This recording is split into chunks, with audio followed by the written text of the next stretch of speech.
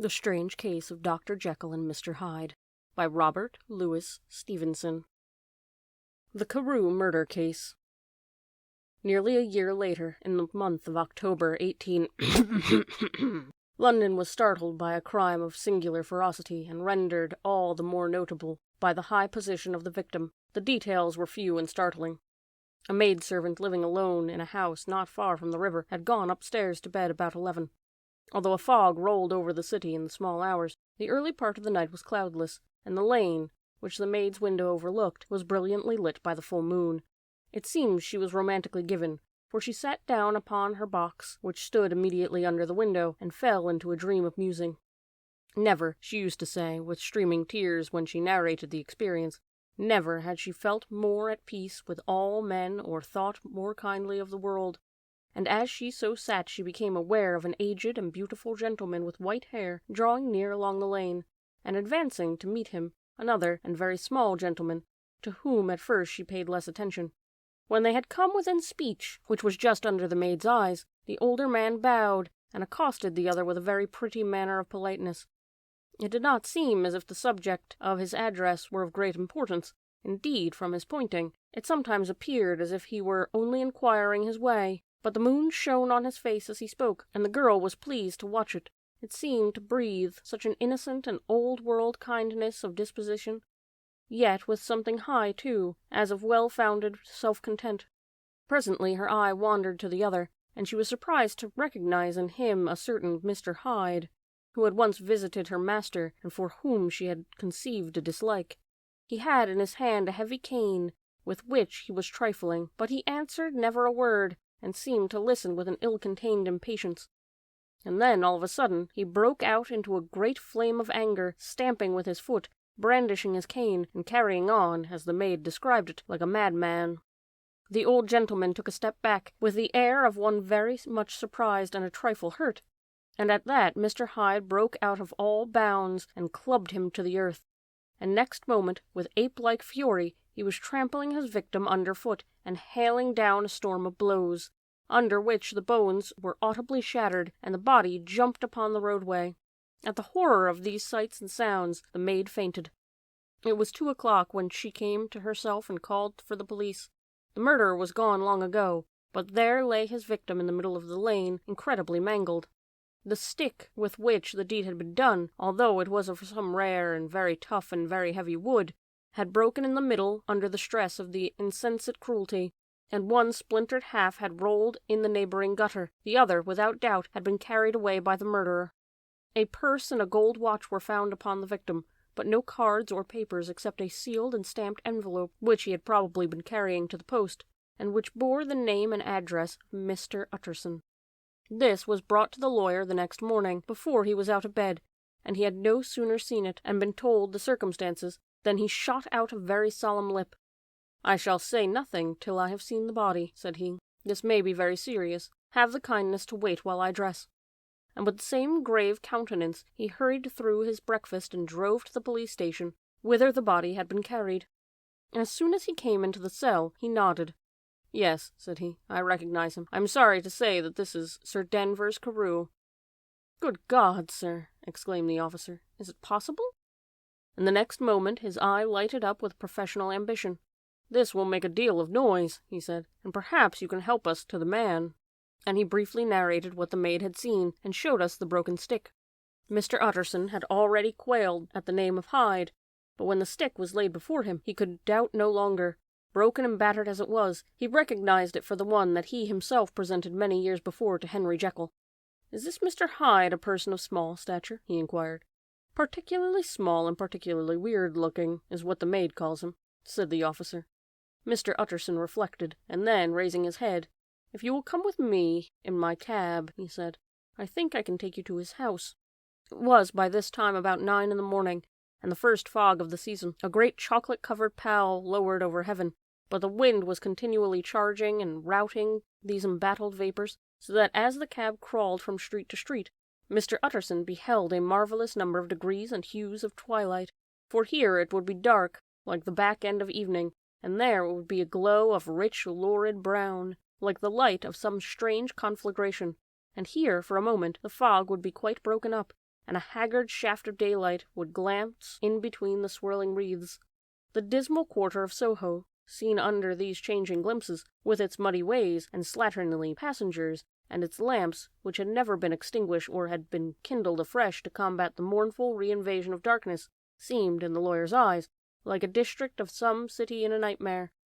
The thoughts of his mind, besides, were of the gloomiest dye, and when he glanced at the companion in his drive, he was conscious of some touch of that terror of the law's officers which may at times assail the most honest. As the cab drew up before the address indicated, the fog lifted a little and showed him a dingy street, a gin palace, a low French eating-house, a shop for the retail of penny numbers and two-penny salads, many ragged children huddled in the doorways, and many women of different nationalities passing out, key in hand, to have a morning glass. And the next moment the fog settled down again upon that part, as brown as umber, and cut him off from his blackguardly surroundings. This was the home of Henry Jekyll's favourite, a man who was heir to 250,000 sterling. An ivory-faced and silvery-haired old woman opened the door.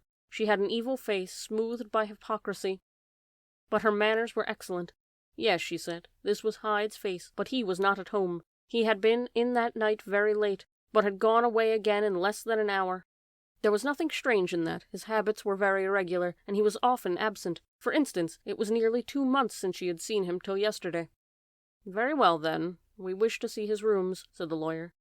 And when the woman began to declare it was impossible, I had better tell you who this person is, he added. This is Inspector Newcomen of Scotland Yard.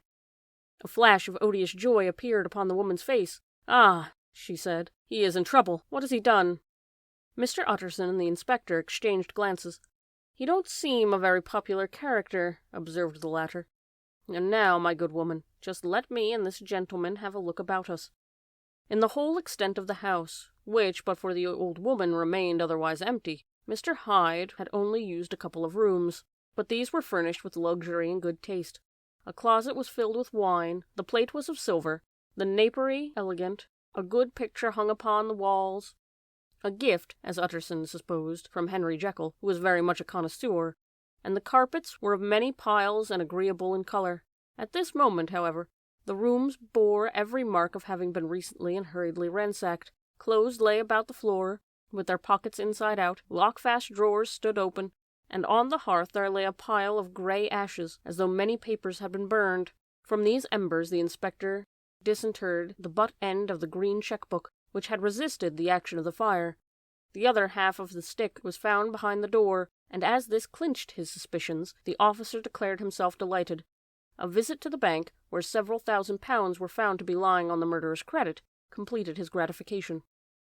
You may depend upon it, sir, he told Mr. Utterson. I have him in my hand. He must have lost his head, or he would never have left the stick, or, above all else, burned the cheque-book. Why, money's life to the man. We have nothing to do but to wait for him at the bank, and get out the handbills.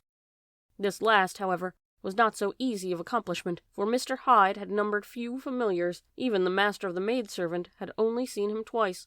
His family could nowhere be traced. He had never been photographed, and few who could describe him differed widely, as common observers will. Only on one point were they agreed, and that was the haunting sense of unexpressed deformity with which the fugitive impressed his beholders. Incident of the letter. It was late in the afternoon when Mr. Utterson found his way to Dr. Jekyll's door, where he was at once admitted by Poole, and carried down by the kitchen offices, and across a yard which had once been a garden, to the building which was indifferently known as the laboratory, or the dissecting rooms. The doctor had bought the house from the heirs of a celebrated surgeon, and his own tastes being rather chemical than anatomical, had changed the destination of the block at the bottom of the garden. It was the first time that the lawyer had been received in that part of his friend's quarters, and he eyed the dingy windowless structure with curiosity, and gazed round with a distasteful sense of strangeness as he crossed the theatre, once crowded with eager students, and now lying gaunt and silent, the tables laden with chemical apparatus, the floor strewn with crates and littered with packing straw, and the light falling dimly through the foggy cupola. At the further end, a flight of stairs mounted to a door covered with red blaze, and through this Mr. Utterson was at last received into the doctor's cabinet. It was a large room, fitted with glass presses, furnished, among other things, with a cheval glass and a business table, and looking out upon the court by 3 dusty windows barred with iron. A fire burned in the grate, a lamp was set on the chimney-shelf, for even in the houses the fog began to lie thickly. And there, close up to the warmth, sat Dr. Jekyll, looking deadly sick. He did not rise to meet his visitor, but held out a cold hand and bade him welcome in a changed voice. "And now," said Mr. Utterson, as soon as Poole had left them, "you have heard the news?" The doctor shuddered. "They were crying it into the square," he said. "I heard them in my dining-room." "One word," said the lawyer. "Carew was my client, but so are you, and I want to know what I am doing. You have not been mad enough to hide this fellow." "Utterson, I swear to God," cried the doctor. "I swear to God I will never set eyes on him again. I bind my honor to you that I am done with him in this world. It is all at an end, and indeed he does not want my help. You do not know him as I do. He is safe, he is quite safe. Mark my words, he will never more be heard of." The lawyer listened gloomily. He did not like his friend's feverish manner. "You seem pretty sure of him," said he, "and for your sake I hope you may be right. If it came to a trial, your name might appear." "I am quite sure of him," replied Jekyll. "I have grounds for certainty that I cannot share with anyone. But there is one thing on which you may advise me. I have received a letter, and I am at a loss whether I should show it to the police. I should like to leave it in your hands, Utterson. You would judge wisely, I am sure. I have so great a trust in you." "You fear, I suppose, that it might lead to his detection?" asked the lawyer. "No," said the other. "I cannot say that I care what becomes of Hyde. I am quite done with him. I am thinking of my own character, which this hateful business has rather exposed." Utterson ruminated a while. He was surprised at his friend's selfishness, and yet relieved by it. "Well," said he at last, "let me see the letter." The letter was written in an odd, upright hand and signed Edward Hyde, and it signified, briefly enough, that the writer's benefactor, Dr. Jekyll, whom he had long so unworthily repaid for 1,000 generosities, need labor under no alarm for his safety, as he had means of escape on which he placed a sure dependence. The lawyer liked this letter well enough. It put a better color on the intimacy that he had looked for, and he had blamed himself for some of his past suspicions. "Have you the envelope?" he asked. "I burned it," replied Jekyll, "before I thought what I was about, but it bore no postmark. The note was handed in." "Shall I keep this and sleep upon it?" asked Utterson. "I wish you to judge for me entirely," was the reply. "I have lost confidence in myself." "Well, I shall consider," returned the lawyer. "And now one more word. It was Hyde who dictated the terms in your will about that disappearance?" The doctor seemed seized with a qualm of faintness. He shut his mouth tight and nodded. "I knew it," said Utterson. "He meant to murder you. You have had a fine escape." "I have had what is far more to the purpose," returned the doctor solemnly. "I have had a lesson. Oh God, Utterson, what a lesson I have had!" And he covered his face for a moment with his hands. On his way out, the lawyer stopped and had a word or two with Poole. "By the by," said he, "there was a letter handed in today. What was the messenger like?" But Poole was positive nothing had come except by post, and only circulars by that, he added. This news sent off the visitor with his fears renewed. Plainly the letter had come by the laboratory door. Possibly, indeed, it had been written in the cabinet, and if that were so, it must be differently judged, and handed with the more caution.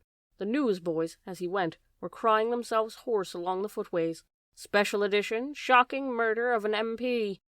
That was the funeral oration of one friend and client, and he could not help a certain apprehension lest the good name of another should be sucked down in the eddy of the scandal. It was, at least, a ticklish decision that he had to make, and self-reliant as he was by habit, he began to cherish a longing for advice. It was not to be had directly, but perhaps, he thought, it might be fished for. Presently after, he sat on one side of his own hearth, with Mr. Guest, his head clerk, upon the other, and midway between, at a nicely calculated distance from the fire, a bottle of a particular old wine that had long dwelt unsunned in the foundations of his house. The fog still slept on the wing above the drowned city, where the lamps glimmered like carbuncles, and through the muffle and smother of these fallen clouds, the procession of the town's life was still rolling in through the great arteries with a sound as of a mighty wind, but the room was gay with firelight. In the bottle the acids were long ago resolved, the imperial dye had softened with time, as the color grows richer in stained windows, and the glow of hot autumn afternoons on hillside vineyards was ready to be set free and to disperse the fogs of London. Insensibly the lawyer melted. There was no man for whom he kept fewer secrets than Mr. Guest, and he was always sure that he kept as many as he meant. Guest had often been on business to the doctor's. He knew Poole. He could scarce have failed to hear of Mr. Hyde's familiarity about the house. He might draw conclusions. Was it not as well, then, that he should see a letter which put that mystery to rights? And above all, since Guest, being a great student and critic of handwriting, would consider the step natural and obliging, the clerk, besides, was a man of counsel. He would scarce read so strange a document without dropping a remark, and by that remark Mr. Utterson might shape the future course. "This is a sad business about Mr. Danvers," he said. "Yes, sir, indeed. It has elicited a great deal of public feeling," returned Guest. "The man, of course, was mad." "I should like to hear your views on that," replied Utterson. "I have a document here in his handwriting. It is between ourselves, for I scarce know what to do about it. It is an ugly business at best, but there it is, quite in your own way, a murderer's autograph." Guest's eyes brightened, and he sat down at once and studied it with passion. "No, sir," he said, "not mad, but it is an odd hand, and by all accounts a very odd writer," added the lawyer. Just then a servant entered with a note. "Is that from Dr. Jekyll, sir?" inquired the clerk. "I thought I knew the writing. Anything private, Mr. Utterson?" "Only an invitation to dinner. Why, do you want to see it?" "One moment, I thank you, sir."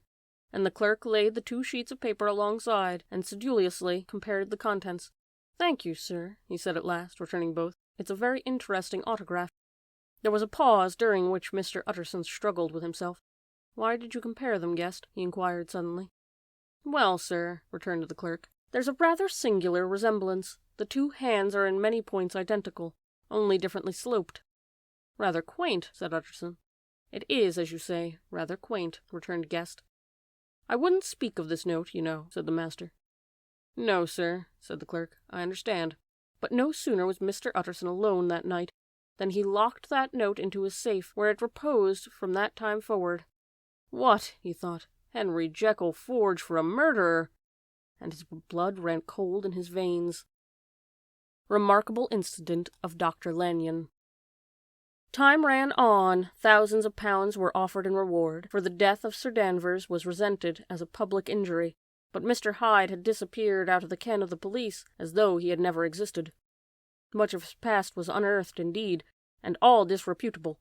Tales came out of the man's cruelty, at once so callous and violent, of his vile life, of his strange associates, of the hatred that seemed to have surrounded his career, but of his present whereabouts, not a whisper. From the time he had left the house in Soho on the morning of the murder, he was simply blotted out, and gradually, as time drew on, Mr. Utterson began to recover from the hotness of his alarm, and to grow more at quiet with himself. The death of Sir Danvers was, to his way of thinking, more than paid for by the disappearance of Mr. Hyde. Now that the evil influence had been withdrawn, a new life began for Dr. Jekyll. He came out of his seclusion, renewed relations with his friends, became once more their familiar guest and entertainer, and whilst he had always been known for charities, he was now no less distinguished for religion. He was busy, he was much in the open air, he did good. His face seemed to open and brighten, as if with an inward consciousness of service, and for more than 2 months the doctor was at peace. On the 8th of January, Utterson had dined in the doctor's with a small party. Lanyon had been there, and the face of the host had looked from one to the other as in the old days when the trio were inseparable friends. On the 12th, and again on the 14th, the door was shut against the lawyer. The doctor was confined to the house, Poole said, and saw no one. On the 15th he tried again, and was refused again, and having now been used for the last 2 months to see his friend almost daily, he found this return to solitude to weigh upon his spirits. The 5th night he had in Guest to dine with him, and the 6th he betook himself to Dr. Lanyon's. There, at least, he was not denied admittance, but when he came in, he was shocked at the change which had taken place in the doctor's appearance. He had his death warrant written legibly on his face. The rosy man had grown pale, his flesh had fallen away, he was visibly balder and older, and yet it was not so much these tokens of a swift physical decay that arrested the lawyer's notice, as a look in the eye and the quality of manner that seemed to testify of some deep-seated terror in his mind. It was unlikely that the doctor should fear death, and yet that was what Utterson was tempted to suspect. Yes, he thought, he is a doctor. He must know his own state, and that his days are counted, and the knowledge is more than he can bear. And yet, when Utterson remarked on his ill looks, it was with an air of greatness that Lanyon declared himself a doomed man. "I have had a shock," he said. "I shall never recover. It is a question of weeks. Well, life has been pleasant. I liked it. Yes, sir, I used to like it. I sometimes think if we knew all, we should be more glad to get away." "Jekyll is ill too," observed Utterson. "Have you seen him?"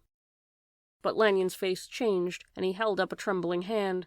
"I wish to see or hear no more of Dr. Jekyll," he said in a loud, unsteady voice. "I am quite done with that person, and I beg that you will spare me any allusion to one whom I regard as dead." "Tut, tut," said Mr. Utterson. And then, after a considerable pause, "Can't I do anything?" he inquired. "We are 3 very old friends, Lanyon. I shall not live to make others." "Nothing can be done," returned Lanyon. "Ask himself."